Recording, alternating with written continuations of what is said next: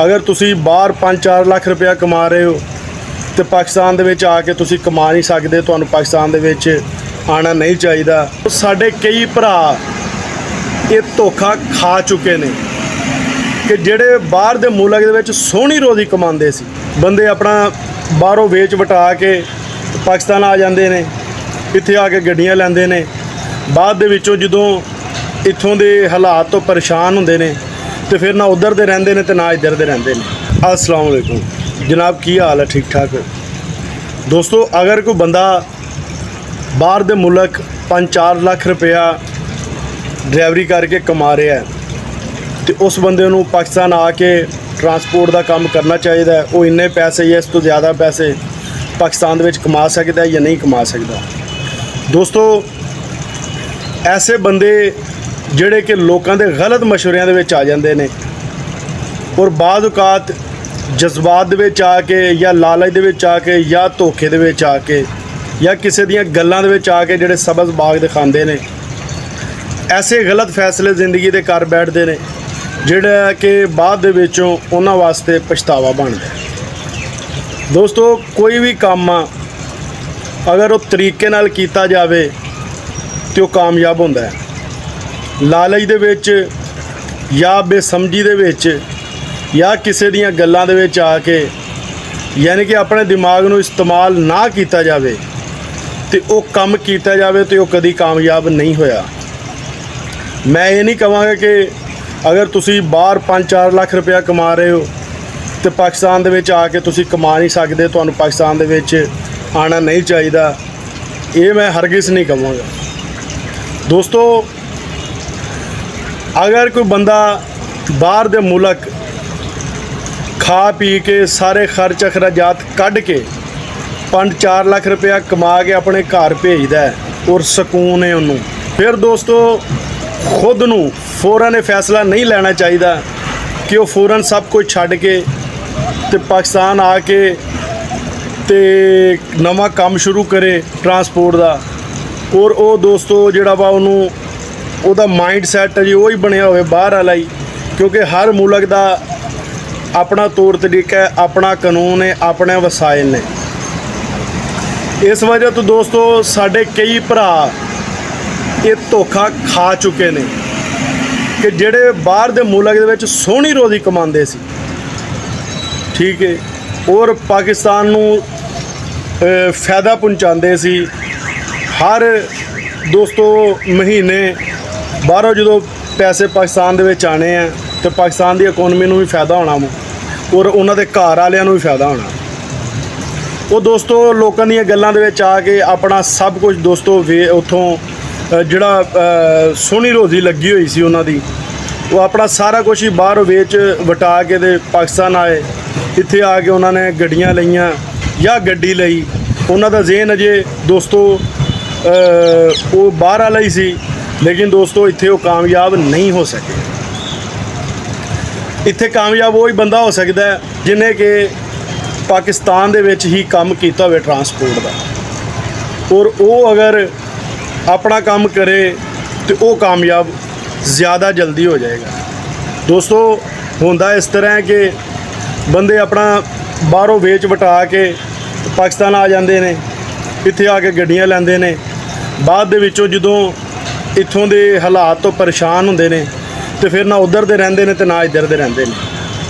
दोस्तों, हुण तुसीं सोचदे पे होवोगे कि मैं तुहानूं डिसहार्ड कर रहा होवांगा, लेकिन मैं तुहानूं डिसहार्ड कतन ही नहीं कर रहा। मैं तुहानूं पहले दस्सिया हर काम का एक तरीका हुंदा है, तरीके नाल करोगे तो कामयाब हो जाओगे। तरीका भी तुहानूं मैं दस्सांगा। दोस्तों, तरीका यह वे कि जिहड़ा बंदा बाहर दे मुल्क काम कर रहा है, पैसे कमा रहा है, वो पैसों नाल उहदे घर का सारा निज़ाम चल रहा है, सारा सर्कट उहदा चल रहा है। उन्होंने अगर वो ये सोच रहा कि यार मैं सारी ज़िंदगी भैणा भरावां तो रिश्तेदारां तो अपने मुल्क तो दूर किस तरह रवांगा, आखिर एक न एक दिन मैनूं अपने घर वापस जाना, अपने वतन वापस जाना। और ये हर बंदे दी, हर परदेसी भरा दी तकरीबन यही सोच होंदी। दोस्तों, उन्होंने ये चाहिए कि वो अपने बचाए हुए पैसों के विचों थोड़ा जिहा पहले इन्वेस्ट करे।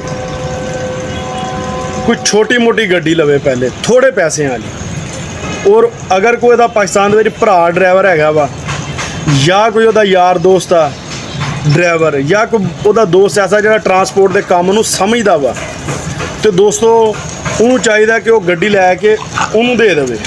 ਹੜ ਹੜ ਤੁਹਾਡੀ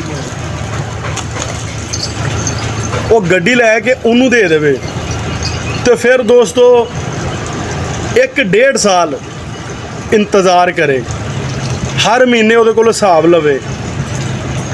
ਉਹਨੂੰ ਪਤਾ ਚੱਲ ਜਾਏਗਾ ਦੋਸਤੋ ਕਿ ਇਹਦੀ ਮਹੀਨੇ ਦੀ ਕੀ ਕਮਾਈ ਹੈ, ਇਹਦੇ ਕੀ ਖਰਚੇ ਨੇ, ਕੀ ਮਾਹੌਲ ਹੈ ਸਾਰਾ। ਕਿਉਂਕਿ ਹਰ ਮੁਲਕ ਦਾ, ਮੈਂ ਤੁਹਾਨੂੰ ਦੋਸਤੋ ਦੱਸਿਆ, ਕੰਮ ਦਾ ਕਾਨੂੰਨ ਆਪਣਾ ਸਭ ਕੁਝ ਹਰ ਮੁਲਕ ਦਾ ਆਪਣਾ ਆਪਣਾ ਹੁੰਦਾ ਹੈ। ਉਹਨੂੰ ਫਿਰ ਦੋਸਤੋ ਉਹ ਐਸਾ ਇਹਨਾਂ ਚੀਜ਼ਾਂ ਨਾਲ ਐਡਜਸਟ ਹੋਣਾ ਸ਼ੁਰੂ ਹੋ ਜਾਏਗਾ। ਜਦੋਂ ਬੰਦਾ ਸਮਝੇ ਕਿ ਮੈਂ ਹੁਣ ਐਡਜਸਟ ਹੋ ਗਿਆ, ਮੈਨੂੰ ਪਤਾ ਚੱਲ ਗਿਆ ਵਾ ਇੱਥੇ ਕੀ ਫਾਇਦੇ ਆ, ਕੀ ਨੁਕਸਾਨ ਆ, ਕੀ ਮਸਲੇ ਆ, ਕੀ ਇੱਥੇ ਦੋਸਤੋ ਜਿਹੜਾ ਵਾ ਅਗਰ ਮੈਂ ਪਾਕਿਸਤਾਨ ਆਵਾਂਗਾ ਕੰਮ ਕਰਾਂਗਾ ਤੇ ਕਿਸ ਤਰ੍ਹਾਂ ਕਰਾਂਗਾ, ਕਿਸ ਤਰ੍ਹਾਂ ਮੈਨੂੰ ਫਾਇਦਾ ਹੋਏਗਾ। ਜਦੋਂ ਪੁਖਤਾ ਹੋ ਜਾਵੇ ਔਰ ਉਹਦੇ ਕੋਲ ਦੋਸਤੋ ਇਨਵੈਸਟਮੈਂਟ ਇੰਨੀ ਹੋਵੇ ਕਿ ਅਗਰ 2-4 ਮਹੀਨੇ ਉਹਨੂੰ ਆਮਦਨੀ ਘੱਟ ਵੀ ਆਉਂਦੀ ਹੈ ਤੇ ਉਹਦੇ ਘਰ ਕੋਈ ਪਰੇਸ਼ਾਨੀ ਨਾ ਹੋਵੇ, ਉਹ ਪਰੇਸ਼ਾਨ ਨਾ ਹੋਵੇ। ਕਿਉਂਕਿ ਦੋਸਤੋ ਅਗਰ ਤੁਸੀਂ ਸਟੈਪ ਲਿਆ, ਤੁਸੀਂ ਆਪਣਾ ਸਭ ਕੁਝ ਛੱਡ ਕੇ ਉੱਥੇ ਸੋਹਣੀ ਤੁਹਾਨੂੰ ਜਿਹੜੀ ਆਮਦਨ ਆ ਰਹੀ ਸੀ ਉਹ ਛੱਡ ਕੇ ਪਾਕਿਸਤਾਨ ਇਸ ਵਜ੍ਹਾ ਤੋਂ ਆਏ ਹੋ ਕਿ ਇੱਥੇ ਆ ਕੇ ਤੁਹਾਨੂੰ ਸਕੂਨ ਹੋਏਗਾ। ਔਰ ਅਗਰ ਇੱਥੇ ਆ ਕੇ ਤੁਹਾਨੂੰ ਸਕੂਨ ਨਹੀਂ ਹੁੰਦਾ ਜਾਂ ਤੁਸੀਂ ਉਹਨੇ ਪੈਸੇ ਨਹੀਂ ਕਮਾ ਸਕਦੇ, ਤੇ ਫਿਰ ਦੋਸਤੋ ਤੁਹਾਡਾ ਆਉਣ ਦਾ ਕੋਈ ਫਾਇਦਾ ਨਹੀਂ ਹੈ, ਫਿਰ ਤੁਹਾਨੂੰ ਨੁਕਸਾਨ ਹੋਏਗਾ। ਹਾਂ, ਅਗਰ ਤੁਹਾਨੂੰ ਪਤਾ ਚੱਲ ਗਿਆ ਕਿ ਹੁਣ ਮੈਂ ਉਸ ਮਾਹੌਲ 'ਚ ਵੀ ਐਡਜਸਟ ਹੋ ਗਿਆ, ਮੈਨੂੰ ਪਤਾ ਵੀ ਚੱਲ ਗਿਆ ਕਿ ਮੈਂ ਛੱਡ ਕੇ ਪਾਕਿਸਤਾਨ ਜਾਵਾਂਗਾ, ਮੈਨੂੰ ਕਿੰਨੀ ਕੁ ਆਮਦਨੀ ਦੇਗੀ ਗੱਡੀ, ਕਿੰਨਾ ਕੁ ਨਫਾ ਦੇਗੀ, ਕਿੰਨਾ ਕੁ ਨੁਕਸਾਨ ਦੇਗੀ, ਤੇ ਫਿਰ ਦੋਸਤੋ ਔਰ ਉਹਦੇ ਕੋਲ ਇਨਵੈਸਟਮੈਂਟ ਵੀ ਹੈ ਵਾ, ਫਿਰ ਦੋਸਤੋ ਉਹਨੂੰ ਕੀ ਕਰਨਾ ਚਾਹੀਦਾ ਕਿ ਫਿਰ ਪਾਕਿਸਤਾਨ ਆਵੇ, ਫਿਰ ਉਹਦੇ ਕੋਲ ਜਿੰਨੇ ਵੀ ਪੈਸੇ ਹੈ ਅੱਛੀ ਤੋਂ ਅੱਛੀ ਗੱਡੀ ਲਵੇ, ਆਪ ਚਲਾਵੇ, ਔਰ ਫਿਰ ਦੇਖਿਓ ਦੋਸਤੋ ਕਿ ਉਹਨੂੰ ਨੁਕਸਾਨ ਫਿਰ ਦੇਖਿਓ ਦੋਸਤੋ ਉਹ ਬੰਦਾ ਕਾਮਯਾਬ ਹੁੰਦਾ ਕਿ ਨਹੀਂ ਹੁੰਦਾ। ਲਿਹਾਜ਼ਾ ਦੋਸਤੋ ਅਗਰ ਤੁਸੀਂ ਅੱਛੇ ਪੈਸੇ ਕਮਾ ਰਹੇ ਹੋ ਬਾਹਰ, ਤੇ ਫਿਰ ਪਹਿਲੇ ਤੁਸੀਂ ਪਾਕਿਸਤਾਨ ਕੋਈ ਛੋਟੀ ਮੋਟੀ ਗੱਡੀ ਲੈ ਕੇ ਡਰਾਈਵਰ ਰੱਖਣਾ ਹੈ, ਉਹਦੇ ਕੋਲੋਂ ਸਮਝ ਲਓ ਕਿ ਤੁਸੀਂ ਹਰ ਮਹੀਨੇ ਹਿਸਾਬ ਲੈਣਾ ਹੈ, ਕੀ ਨਫਾ ਹੈ, ਕੀ ਨੁਕਸਾਨ ਹੈ, ਕੀ ਫਾਇਦਾ ਹੈ, ਕੀ ਨਹੀਂ ਫਾਇਦਾ,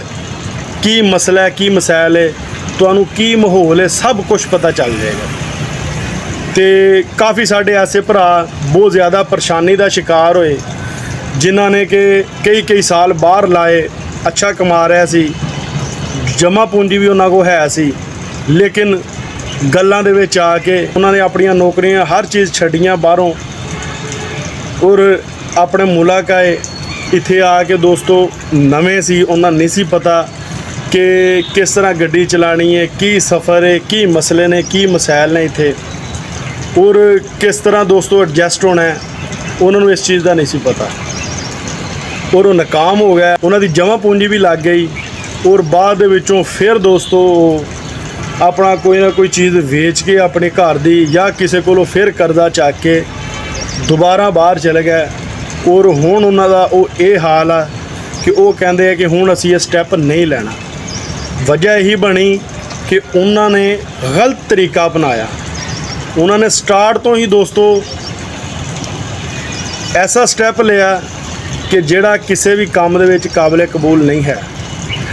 ਲਿਹਾਜ਼ਾ ਦੋਸਤੋ ਤੁਸੀਂ ਐਸਾ ਕੋਈ ਕੰਮ ਨਹੀਂ ਕਰਨਾ ਜਿਹਦੀ ਵਜ੍ਹਾ ਤੋਂ ਦੋਸਤੋ ਬਾਅਦ ਦੇ ਵਿੱਚ ਤੁਹਾਨੂੰ ਜ਼ਿੰਦਗੀ ਭਰ ਉਹਦਾ ਪਛਤਾਵਾ ਰਵੇ ਔਰ ਤੁਹਾਡੇ ਘਰ ਵਾਲਿਆਂ ਨੂੰ ਵੀ ਉਹਦਾ ਨੁਕਸਾਨ ਉਠਾਉਣਾ ਪਵੇ। ਐਸੀ ਅੱਜ ਦਾ ਸਾਡਾ ਮੈਸੇਜ ਕਿਹਦਾ ਲੱਗਿਆ ਦੋਸਤੋ, ਕਮੈਂਟ ਸੈਕਸ਼ਨ ਦੇ ਵਿੱਚ ਜ਼ਰੂਰ ਦੱਸਿਆ ਜੀ।